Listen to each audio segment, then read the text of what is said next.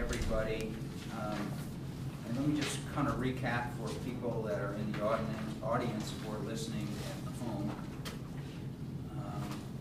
This process sprung out of the comprehensive plan as something that was needed for the community to have a updated zoning code. This code was last updated in 1966, so we're now 46 years from when there was a major code rewrite.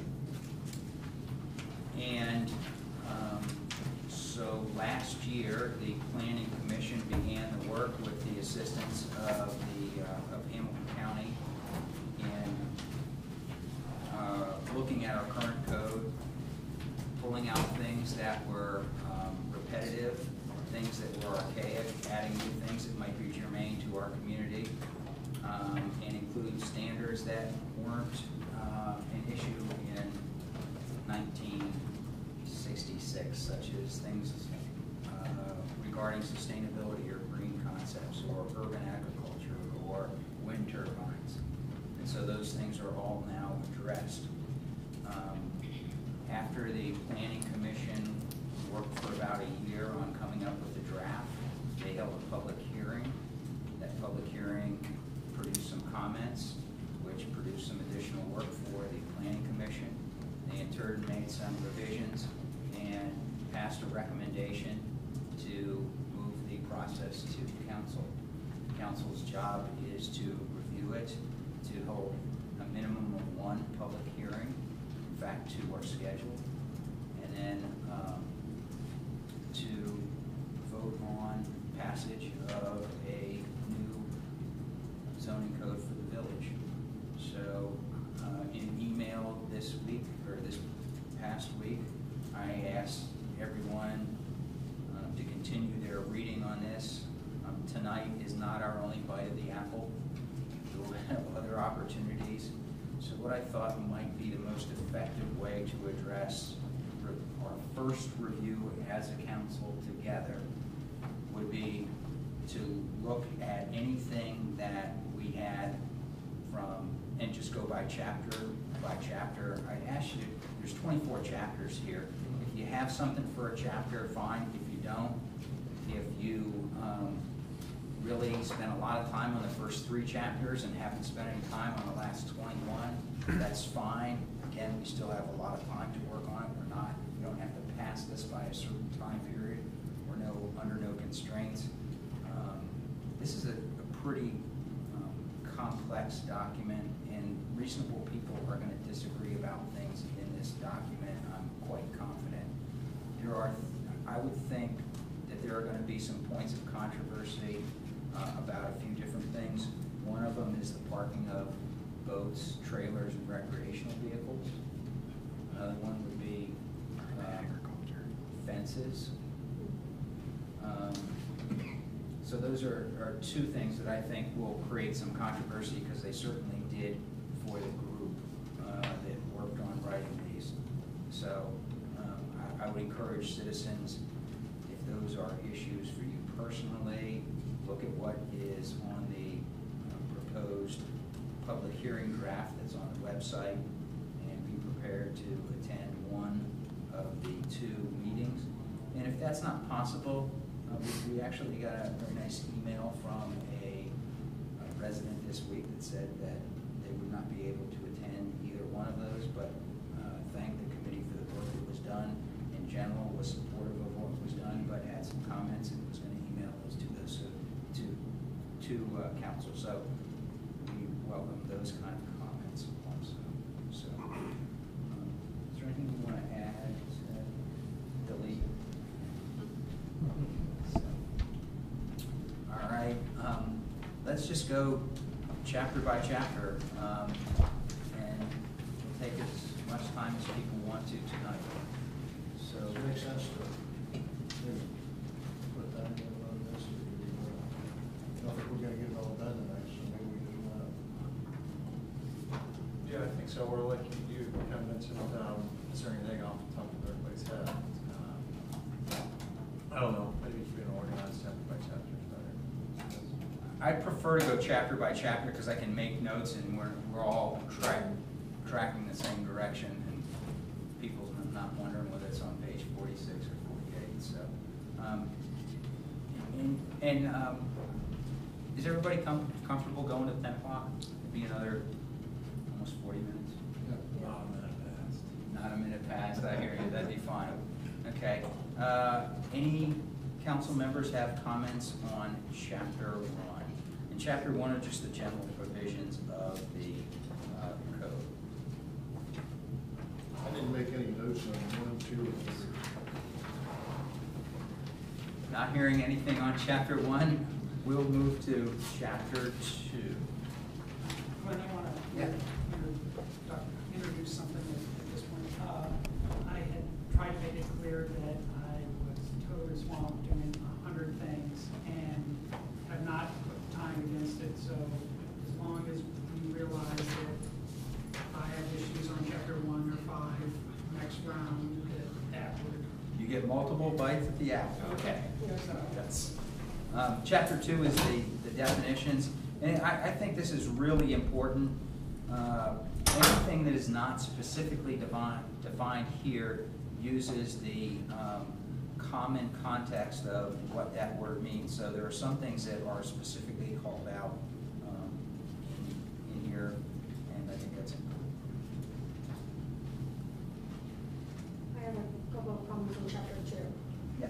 Okay, on page 12, please. Okay.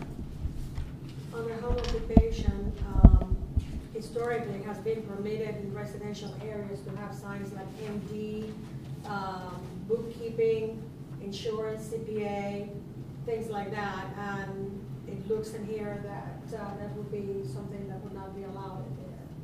And I know that you say it's grandfather and so forth, but historically it has been permitted in residents to do that. What page are you on? Page 12. On 12, under home occupation, there used to be, seamstress, things like that from the house that people do have an office and so forth.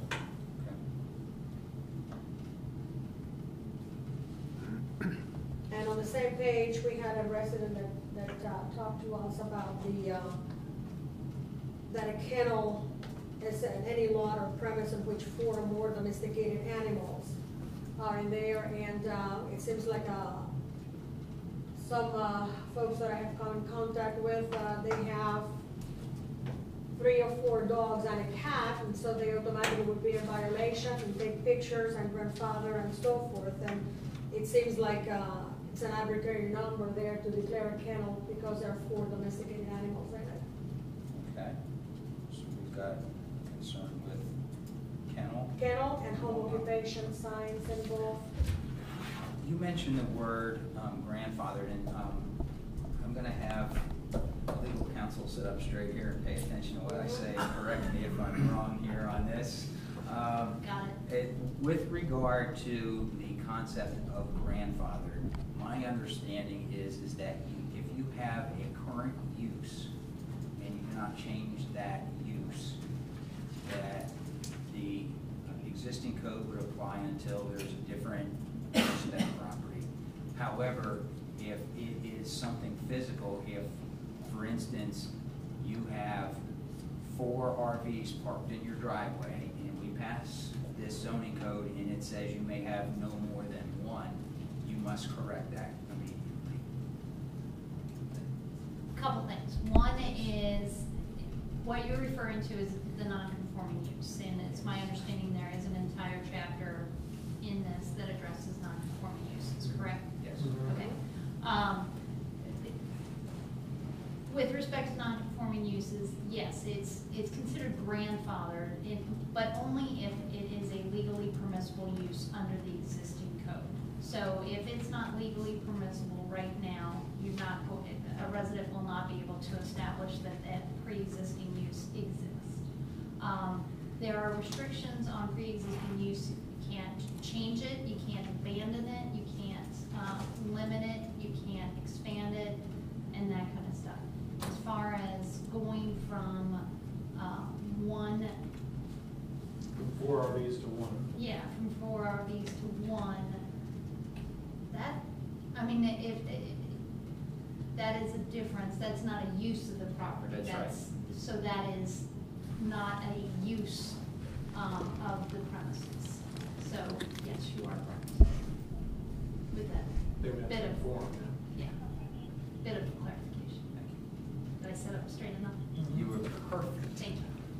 So in the case that somebody has 4 dogs and pick up a stray cat, they would be in violation. According to this, you're only They- allowed 4 things. That could be That would be a violation if you pick up a stray cat. correct. Now, if you have 5 animals Well, already, that are domestic animals, you have 4 dogs and a cat already, are you in violation or not? Depends on the current code. Yeah, I don't have the current code in front of me, but it depends upon what, well, one, Yeah, it's the not, current you're not code is- necessarily in violation when you say that. Jeff has reviewed this, I have not reviewed it in its entirety, but it's my understanding kennels would still be allowed in certain zoning districts and or with conditional use permits or with certain, you know, going through certain steps to get approval. If someone already has 5 pets and the zoning code defines a kennel as having 4 or Right. more, they would not have a legally permissible use. So you would have to look and see what the definition currently is. it's silent. Well, It is silent. the way I read this, it's not just having 4 animals. It goes on to say, domesticated animals more than 4 months of age, housed, groomed, bred, boarded, trained, sold, or which offer provision for minor medical treatment. I think it would have to Fit that definition. fit that definition entirely, not just having 4 animals. Not just having the 4 animals. Right, just having 4 animals doesn't make it a kennel. It's Because there was a citizen providing here other was services. concerned with that particular point. That's the way I And read it, yeah. Does that sound right? do you recall that, Mr. Walterman, when he came here and presented? Yeah. Okay. Yep. And he wondered if he had to put one of the dogs down. Yeah. Oh, but, I mean, if it lives on the premises, I would say it's housed. It's ground, it's taken care of. Okay. Well, it says housed, groomed, bred, boarded, trained, sold, or which offers provisions for minor medical And treatment. they're covering all bases, I think. It's or. So it Yeah, sounds- I think it's or, it's not and. It's not that you're housing someone else's animal. If it's your own animal and you're housing, the way I would read that is that you're still housing it, and so if you have 5 animals, it would fall under this definition, is how I would read it. So we've got to go to the particular zoning, if it's R1 or whatever, and to see where the kennel is used. Correct. To see where it's used and what Okay, someone I've got needs it, to I've got do. it marked as this is something that, Okay. Yes. This is just defining. yes, All right. yes. Not saying. No, all right. Any other items for chapter 2 No, definitions? those particular 2 were for me. Chapter 3 is the district establishment and map. Does anybody have any comments or questions on pages 23 through 25? Well, I haven't had a chance to study the map other than that first look we had at it. We didn't get a copy of that. It's open to come up here, but I didn't come up here to see it. But I think there are some areas that are included in the city center that I don't understand. Number 1, you know, we've got zoning.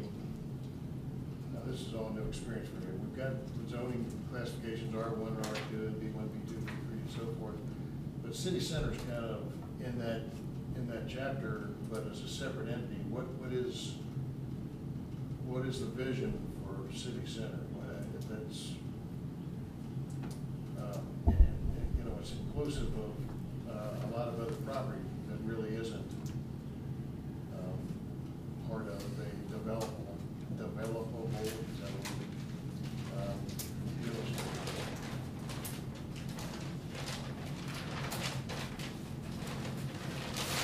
There's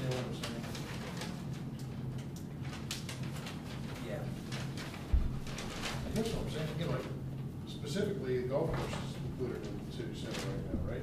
Yes. Well, Yes. there's barriers against developing the golf course, and aren't we taking down one of those barriers? No, we can't take down that barrier because it's by charter, unless the charter review committee makes a change that way. But what's the golf course zone now? It is currently zone R1, Which is, so it's, which can't be it developed. has a zoning, In the new zoning at city center, right? right, village center. So there's two levels of protection. Before it's R1, so you'd have to have the zoning changed in order to develop it. Plus, and the bigger one is by charter, it's green belt, correct? Well, No, It's not green, it's green space. Yeah, but it's not it's green not belt. green belt. It's not green belt. Right. Yeah, there's a specific charter provision which addresses the development of, it's not, it's zoning that is impacted by the charter. It's that it can't be developed without getting, permission or consent of the residents or being put to a vote of the residents. So changing the zoning per se will not impact that, requirement. But to Bud's point, it is removing one more barrier. Barrier from that.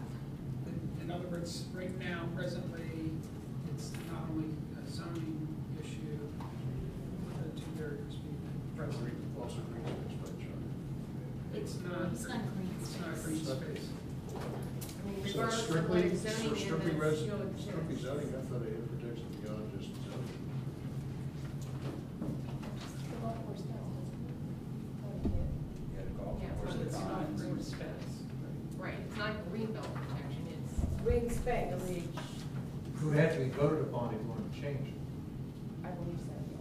But that would apply some undue pressure to change the charter in order to accommodate that. It could be led to that, wouldn't it? Well, you know, it is currently zoned, so that doesn't change, it would just be zoned. But it is currently zoned R1. What would it be? Village center, Because R1 is It's- residential. correct. That you actually develop. The exact language, it's a restriction on the powers of council. And under 2.05G, it's the power by ordinance to control the development or use of land within the corporate limits and regulate construction thereon, except council shall not have the power to amend any of the provisions of the Greenhills zoning code with respect to the Greenbelt district. Council shall not have the power to vacate the public use of the common area, and council shall not have the power to permit any change of use of the golf course without submission to and approval of a majority of the electorate. Yeah. Non-use shall not constitute a change. So that protection is still there, Of the golf course, of the golf commons, course and the commons. and other green belt areas. So, But it's changeable by the charter. If we change the charter in any way, that will change. Yes, but Well, it, no, if we change that in the charter. I know. Wouldn't that also apply pressure to change the charter to accommodate changes there? Because I think hypothetically, what you're getting at is, let's say we did want to change the charter, and that would take a vote to do anything with the golf course. If we wanted to develop it as housing, that's what it is zoned now. If we change it to village center, we cannot. Is that correct? Not as housing, actually housing is a permissible use in the village center. Okay. So it's got to be the same. It would still have to be voted upon. Right. Majority. By the- That'll always be there. By the residents. Yes. That's great, it's great protection, if you look at it that way.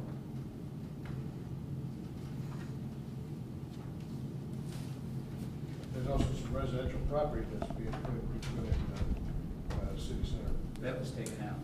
What was, okay. One zoning. Well, I don't understand why we're moving that, changing the zoning in that if we can't touch it anyway.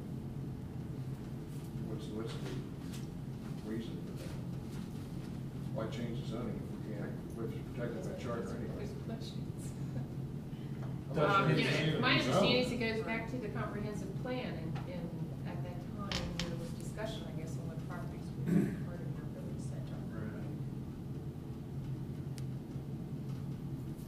so That's let, based on. I mean, I'm happy to mark that as an area of concern for you.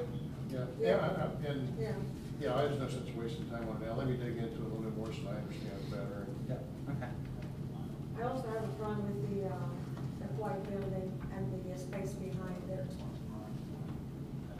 As far as, being part of the city center. okay, And I would later the Rosary and the west side of Windsor, the west part. That big space that we have in there, that's not protected by the belt. I have a problem with that. I agree also. My concern about the west side of Winton is I don't want us to make a knee-jerk response to the shopping center and feel like that's our only out. I'd rather see the shopping center become viable, and I realize it's not under our control. My initial preference is to keep the green, the trees along that side, but then you've got the juggling of people don't want high taxes, but if you don't have businesses in here, so I mean, at this point, I see both sides, but it's not my first preference to put stuff across the street.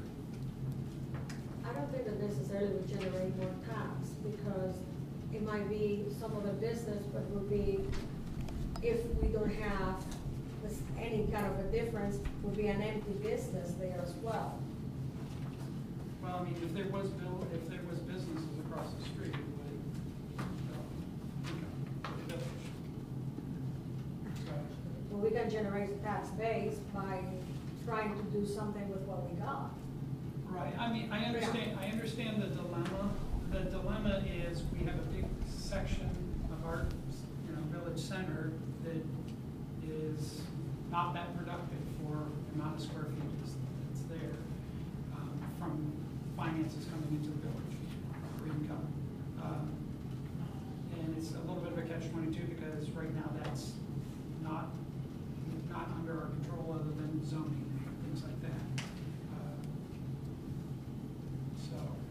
But if there was businesses in those areas, it definitely would generate income and offset taxes. But my preference is not to touch that. And we would lose the green space and the trees and so forth. Right, if you put businesses there, there would be things per se. It is the village center though, and then, with the white buildings, what's your concern? There is also land behind it, there is green space. Let's just say the school board decides to take an offer on a sale, that would be gone. Because they own that building. The same thing with the Rosary, there's not a school there right now, but the Archdiocese may want to sell that if they're gonna have a good offer. So, I would be okay with expanding both of those places, I think. And I think the